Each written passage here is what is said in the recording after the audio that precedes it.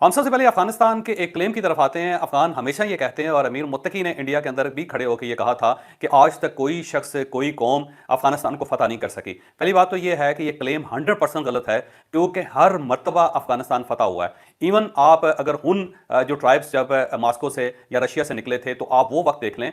उस वक्त भी वो लोग आए और पूरा अफगानिस्तान उन्होंने ताराज कर दिया और फिर अफगानिस्तान के ऊपर तवील अरसा उनका कब्जा रहा था।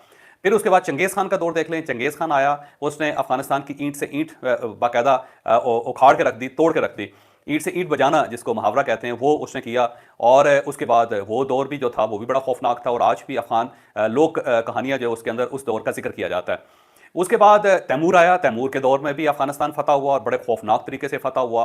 फिर बल्कि जो उज़्बेक थे, बहुत अरसा तक वो काबिज रहे इस पूरे रीजन के अंदर। फिर ईरानी आए और ईरानियों ने बार बार पूरे अफगानिस्तान के ऊपर कब्जा किया और अफगानिस्तान के ऊपर उन्होंने अपनी हुकूमत की। बल्कि बहुत सारे ऐसे शहर आज भी अफगानिस्तान के अंदर हैं जो ईरानी समझे जाते हैं या पर्शियन समझे जाते हैं, और वहाँ पे बाकायदा फारसी बोली जाती है।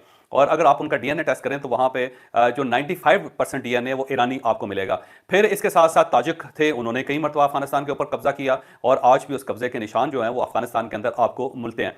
फिर सिर्फ ये नहीं है, बल्कि इंडिया की तरफ से भी बहुत मरतबा ऐसा हुआ कि यहाँ से भी लोग गए और वहाँ पे काबूज हुए। बल्कि आप शायद सुन के हैरान होंगे कि एक बादशाह था जो सियालकोट का बादशाह था। ये जो सियालकोट शहर है, ये भी एक पूरी रियासत होती थी, और उसने भी ना सिर्फ काबुल के ऊपर हमला किया बल्कि उसने काबुल के ऊपर कब्जा भी कर लिया और बहुत अरसे तक वो वहाँ पे रहा। इससे भी जरा पीछे चले जाएं तो अशोक आजम के दौर में आधा अफगानिस्तान जो था वो अशोक की सल्तनत का हिस्सा था, यानी हिंदुस्तान का बादशाह था, जिसने पूरे अफगानिस्तान के अंदर या फिर आधे से ज्यादा अफगानिस्तान के ऊपर कब्जा किया रखा। क्योंकि बाकी जो अफगानिस्तान था वो उस जमाने में या उज्बेकिस्तान का हिस्सा था, या फिर ईरान का हिस्सा था, या फिर वो ताजिकिस्तान का हिस्सा होता था। तो जो उस वक्त का नौन अफगानिस्तान था या नौन अफगानिस्तान जो सूबे थे वो अशोक आजम के पास रहे। और वहाँ पे बल्कि बामियान में उसने महात्मा बुद्ध का बहुत बड़ा एक मुजस्मा भी तामीर करवाया था, बनवाया था, जो दुनिया में सबसे बड़ा मुजस्मा था महात्मा बुद्ध का। तो एक वक्त था कि आधे से ज़्यादा अफगानिस्तान जो था वो बुद्ध मत था, और वहाँ पे बाकायदा सल्तनत कायम थी बुद्धों की। फिर इसके साथ साथ आप सिखों का दौर देख लें। सिखों ने अफगानिस्तान के ऊपर कब्जा कर लिया था और वहाँ पे बहुत अरसा सिख गवर्नमेंट रही। बल्कि सिखों के बारे में कहते हैं कि वो पंजाब की वाहिद फोर्स थी जो बड़ा तवील अरसा तक अफगानिस्तान के ऊपर काबज रही। फिर उसके बाद ब्रिटिशर आए, और ब्रिटिशर ने भी ना सिर्फ वहाँ पे हमला किया बल्कि वो बड़ा अरसा तक काबज रहे, और इसमें कोई शक नहीं है कि बड़ी जल्दी वहाँ से वो निकल गए थे, लेकिन काबज वो बहरहाल रहे थे। फतह उन्होंने अफगानिस्तान को किया था। फिर उसके बाद आप रशिया को देख लें। रशिया कितना अरसा अफगानिस्तान के अंदर रहा। वहाँ अफगानिस्तान के अंदर जो रूस था, रशिया था, उसका बाकायदा वहाँ पे प्रेसिडेंट भी रहा, और वहाँ पे मास्को नवाज गवर्नमेंट रही। कितना अरसा रही वो आपके सामने है। फिर उसके बाद अमेरिकन आए, 2 बार अमेरिकन आए, दोनों बार तो अमेरिकन का वहाँ पे इन्फ्लुएंस रहा। पाकिस्तान ने रशिया के खिलाफ, सोवियत यूनियन के खिलाफ जंग लड़ी थी, अफगानों की मदद की थी। उस वक्त भी जो अफगानिस्तान के बहुत सारे इलाके थे जो वहाँ पे अमली तौर पे वहाँ पे अमेरिकन का कब्जा था, क्योंकि वहाँ से रकम आती थी, वहीं से असला आता था और वो डिस्ट्रीब्यूट किया जाता था। और बल्कि बहुत सारे ऐसे अफगान थे जिनको अमेरिकन पासपोर्ट तक जारी किए गए थे उस जमाने में, या फिर गल्फ स्टेट्स के पासपोर्ट उनको दिए गए थे। फिर इसके बाद दोबारा अमेरिका वहाँ पे आया। 20 साल 25 साल दोबारा वो वहाँ पे काबिज रहा, और वहाँ पे उसकी गवर्नमेंट रही बाकायदा। वहाँ पे उनके अड्डे रहे, वहाँ पे उनकी फौज रही। तो ये अगर कहा जाए कि जी अफगानिस्तान के ऊपर कभी कब्जा नहीं हुआ, तो ये गलतफहमी। हाँ, इसमें कोई शक नहीं है कि कोई हुक्मरान वहाँ पे टिका नहीं है। उसकी वजह यह है कि अफगानिस्तान की सरजमीन इस टाइप की है, वहाँ पे ना कोई इंडस्ट्री है, ना वहाँ पे कोई पोर्ट है, ना वहाँ पे रेलवे का सिस्टम है, ना वहाँ पे एग्रीकल्चरल लैंड है, ना ही लोगों के अंदर इतनी एजुकेशन है, सेंस भी बड़ी कम है कि वो कोई अपने आप को डेवलप करना चाहें। तो जब इतना बैरन इलाका होगा तो ज़ाहिर है ज़्यादा अरसे तक कोई भी कौम वहाँ पे टिक नहीं सकेगी। तो इसमें कोई शक नहीं कि वहाँ पे टिका कोई नहीं है, और उसकी बुनियादी वजह अफगानों की सूरत हाल है, या अफगानों का माइंड सेट है कि वो ना किसी का एहसान को एहसान समझते हैं और ना ही किसी की मदद को मदद समझते हैं, बल्कि वो अपना हक समझते हैं कि जो भी आएगा उसके ऊपर फर्ज है कि वो इनकी मदद करे और इनकी मुसलसल मदद करता रहे। तो ये सूरत है जिसकी वजह से ज़ाहिर ब्रिटिश भी चले गए, रशियन भी चले गए, अमेरिकन भी चले गए, और पाकिस्तान ने कई मरतबा अफगानिस्तान की मदद करके फिर पाकिस्तान भी पीछे हटा। ये कुछ हकीकतें हैं जिनका इदराक ज़ाहिर जब तक आप हिस्ट्री नहीं पढ़ेंगे आपको नहीं हो सकेगा। तो अमीर मुत्तकी साहब का ये दावा कि जी कभी किसी ने उसे फतह नहीं किया, ये सरासर गलत है, क्योंकि उसे हर कौम ने इसको फतह किया था, और इसको रौंद के वो इंडिया में आए थे, और इंडिया से इसको रौंद के वो सेंट्रल एशिया में वापस गए थे। तो ये एक हकीकत है। मेरा ख्याल ये है कि अफगानों को इस हिस्ट्री को भी जरूर पढ़ना चाहिए। अब ये जो जंग है ज़ाहिर कल रात से चल रही है, और इस जंग का आगाज तालिबान ने किया था, और इसकी शह जो थी वो इंडिया ने दी। और जब मीर मुत्तकी वहां पे गए तो उन्हें कहा कि तो आप फिक्र ना करें, आप चढ़ जाए पाकिस्तान के ऊपर। जब आप उस साइड से पाकिस्तान पर चढ़ेंगे, इस साइड से हम दबाव डालेंगे, पाकिस्तान पिस जाएगा, पाकिस्तान आपके कदमों में गिर जाएगा। और इस झांसे में आके अफगानों ने, ज़ाहिर अफगान गवर्नमेंट, बल्कि अफगानों नहीं बल्कि कहना चाहिए बल्कि अफगानों की तालिबान गवर्नमेंट ने, और वहां पे जो तालिबान गवर्नमेंट काबज है इस वक्त, क्योंकि उसको भी मुकम्मल तौर पे अफगान तस्लीम नहीं कर रहे कि ये हमारी गवर्नमेंट है और ये एक नाफजशुदा गवर्नमेंट है, वहां पे एक हुकूमत इंपोज की गई है। तो ये इम्पोज हुकूमत जो है उसको अफगान भी कबूल नहीं कर रहे। तो उन्होंने पाकिस्तान के ऊपर हमला कर दिया, 7 मकामात के ऊपर, वो तमाम जो उनके सूबे हैं जो पाकिस्तान की सरहद पे हैं, वहां से उन्होंने अटैक किया। और अल्टीमेटली ज़ाहिर है फिर पाकिस्तान ने उसका जवाब दिया। जब पाकिस्तान ने जवाब दिया तो जवाब बड़ा दंतान शिकन था, बड़ा खौफनाक था। और पाकिस्तान का जो जवाब था वो 3 सेक्टर्स में जवाब दिया गया। पहला, वहां जहां से पाकिस्तान के ऊपर हमला किया गया उन पोस्टों के ऊपर पाकिस्तान ने अपने तोपखाने के जरिए बमबारी की और उन पोस्टों के ऊपर उन पोस्टों को मुकम्मल तौर पर तबाह भी कर दिया और साथ साथ उनके ऊपर कब्जा भी कर लिया।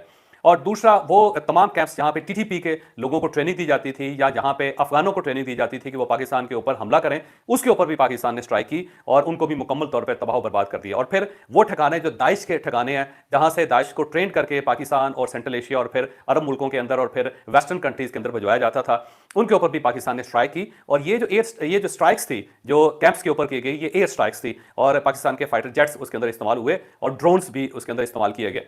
तो बहरहाल रात के वक्त जब पाकिस्तान का हमला भरपूर तरीके से हुआ तो अफगानों की तरफ से सीज फायर का ऐलान कर दिया गया था और ये कहा गया था कि हम आगे नहीं बढ़ते, आप भी आगे ना बढ़े, आप पीछे हट जाएं। लेकिन पाकिस्तान ने कहा कि नहीं, अब आपने हमें छेड़ दिया है तो अब हम उन तमाम कैंप्स को तबाह करके रहेंगे जहां से पाकिस्तान को कमजोर करने की कोशिशें की जाती हैं। तो पाकिस्तान ने उस सीज फायर की ऑफर को कबूल नहीं किया और पाकिस्तान इस वक्त तक वहां पे हमले कर रहा है और वहां जो अफगानिस्तान की पोस्ट है उसके ऊपर बाकायदा पाकिस्तान के कब्जा हो चुका है, पाकिस्तान के कब्जे में है। कुछ जो पोस्टें हैं वो मैं आपके सामने रखता जाता हूं। एक तो तोपसर एक पोस्ट है, ये कुरम सेक्टर की तरफ है और पाकिस्तान ने ना सिर्फ इसको पहले तबाह किया बल्कि पाकिस्तान की अफवाज वहां पे दाखिल भी हुई और वहां पे कुछ तालिबान मौजूद थे जिनको बाकायदा हिरासत में ले लिया गया और उसकी बाकायदा वीडियो मौजूद है।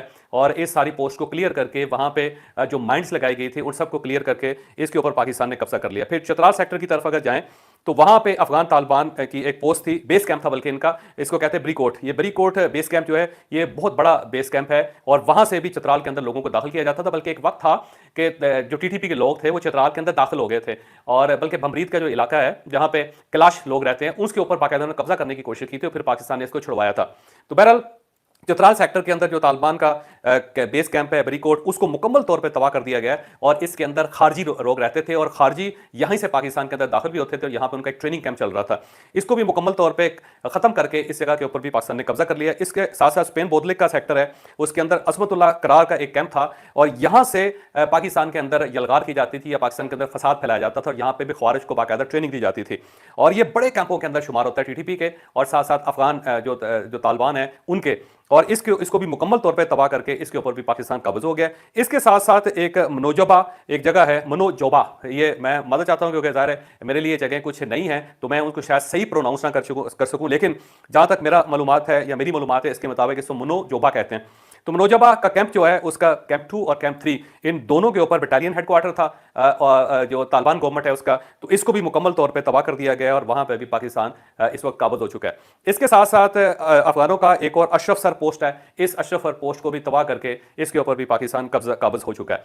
यहाँ पे एक और बड़ी दिलचस्प सूरत पैदा हुई कल के जब पाक फौज ने लड़ना शुरू किया, क्योंकि जब यलगार हुई पाकिस्तान के ऊपर हमला हुआ और पाकिस्तान ने जवाब देना जब शुरू किया तो उस वक्त जो पाकिस्तान तहरीक इंसाफ का पुराना ख्याल ये था कि जो अफगान हैं उनके साथ मुकामी लोग नहीं लड़ेंगे। तो एक बिल्कुल अजीबोगरीब सा रिएक्शन हुआ है कि बाजोड़ के अंदर से लोग बाहर निकले, उन्होंने मस्जिदों के अंदर ऐलान किया कि हमारे इलाके के ऊपर अफगानों ने हमला किया है, तालिबान ने हमला किया है, तो हम खुद पाक फौज के साथ खड़े होकर इसका मुकाबला करेंगे। तो जो बाजोड़ के लोग थे वो हथियार लेके पाक फौज के पास चले गए, उन्होंने कहा जी हम आपके साथ खड़े हैं, आप बताएं कि हमने कहां कहां से अफगानिस्तान के अंदर दाखिल होना है। ये एक बड़ी मूविंग किस्म की सूरत हाल थी। पाक फौज के अपने जवान बड़े खुश हुए, वहां पे पाकिस्तान जिंदाबाद के नारे लगे और दूसरी साइड से भी जो मुकामी लोग थे उन्होंने भी कंधे से कंधा जोड़ा पाकिस्तानी फौज के साथ। उन्होंने कहा कि हम सब एक दूसरे के भाई हैं, हम सब एक दूसरे के लिए जान देंगे। उसके साथ ही बलूचिस्तान के अंदर भी ये सूरत हाल पैदा हुई। आज सुबह वहां पे ब्राबचा एक इलाका है, फिर दालबदीन का इलाका है, वहां पे जो गयूर कबायली हैं, बलोच कबायली हैं, वो भी पाक फौज के साथ खड़े हो गए। उन्होंने कहा जी हम पाकिस्तान की हिफाजत करेंगे, ये हमारे बच्चों को मारना चाहते हैं, हमारे मुल्क का जो अमन है उसको खराब करना चाहते हैं, तो हम किसी को इस चीज की इजाजत नहीं देंगे।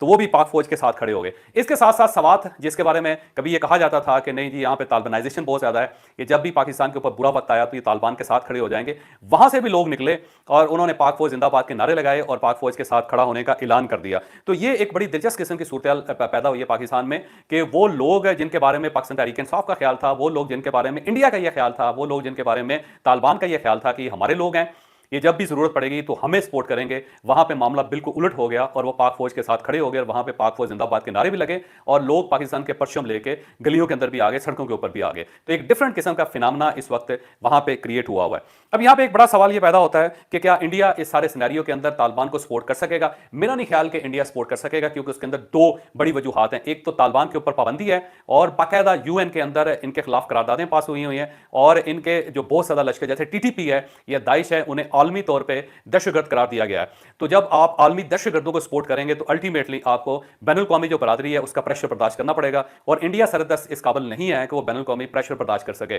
दूसरा यह है कि अफगानिस्तान को यूएन ने तस्लीम नहीं किया, वेस्ट ने तस्लीम नहीं किया, किसी और मुल्क ने भी इसको तस्लीम नहीं किया। जब तस्लीम नहीं किया गया एक मुल्क को तो आप उसको फाइनेंशियल एड कैसे दे सकते हैं, सपोर्ट कैसे कर सकते हैं और साथ साथ आप उसको मिलिट्री सपोर्ट कैसे कर सकते हैं, आप उनको वेपन्स कैसे दे सकते हैं, आप उनको ड्रोन्स कैसे दे सकते हैं, आप उनको रेडार कैसे दे सकते हैं, आप उनके एयरफोर्स को कैसे डेवलप कर सकते हैं। तो इंडिया के लिए वेरी डिफिकल्ट है कि वो एक ऐसे मुल्क को फाइनेंशियल एड दे, एक ऐसे मुल्क की फाइनेंशियल सपोर्ट करे और उसके साथ साथ उसकी मिलिट्री सपोर्ट करे जिसको यूएन ने तस्लीम नहीं किया, जिसे दुनिया तस्लीम नहीं करती, बल्कि दुनिया के बहुत सारे मुल्क इन्हें अपना दुश्मन समझते हैं। तो जब वेस्ट का दुश्मन है, अमेरिका का दुश्मन है, चाइना का दुश्मन है, रशिया का दुश्मन है, सेंट्रल एशिया का दुश्मन है, अरब मुल्कों का दुश्मन है, तो आप उसको सपोर्ट कैसे देंगे? तो ये इंडिया के लिए एक बहुत बड़ा सवाल है और वहां पे इंडियन गवर्नमेंट सर जोड़ के बैठी हुई है कि हम इस लेवल पे या इस सूरत हाल में अफगानों की कैसे सपोर्ट कर सकते हैं। देखिए, इंडिया ज्यादा से ज्यादा उनको खुफिया सपोर्ट दे सकता है, उनको खुफिया तौर पर पैसे दे सकता है, खुफिया तौर पर टेक्नोलॉजी दे सकता है, खुफिया तौर पे उनकी सैटेलाइट कम्युनिकेशन में उनको मदद कर सकता है, लेकिन ओपनली किसी जगह पे भी इंडिया उनकी मदद नहीं कर सकता। ना उनको हथियार दे सकता है, ना उनको रेडार सिस्टम दे सकता है, ना उनकी एयरफोर्स डेवलप करके दे सकता है और ना ही आलमी लेवल पे उनकी को मदद कर सकता है। तो इंडिया इस वक्त बेबसी से पाकिस्तान की तरफ देख रहा है और साथ साथ अफगानिस्तान की तरफ देख रहा है, क्योंकि इसकी गलती से एक जंग की सूरत पैदा हो गई है पाकिस्तान अफगान बॉर्डर पे, जिसका खमियाजा जाहिर है अब अफगानिस्तान को भुगतना पड़ेगा।